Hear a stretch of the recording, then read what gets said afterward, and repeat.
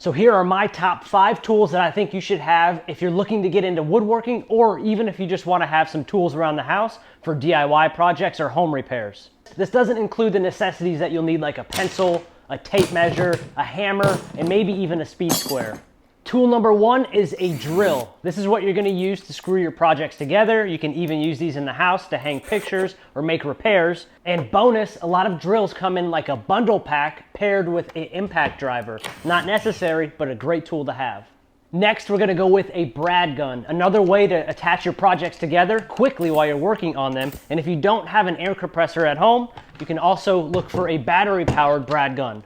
Tool number 3, I'm going to go with a miter saw. This is a great tool to use to cut down longer boards into exact lengths. Now, there are other saws that you can use that do this and more, but this one is very user-friendly and great if you're just starting out. Number 4, the table saw. Probably the center and the workhorse of most woodworking shops. If you don't have the space for one like this, they also make a contractor saw that folds up really nicely and can tuck away in the corner of your garage when you're not using it.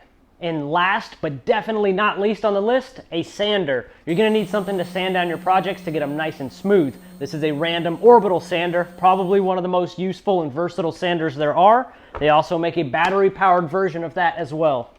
And that's it for the top 5 tools that you should get. Let me know if you guys want to hear the next list, which is the top 5 tools that you shouldn't get if you're looking to get into woodworking.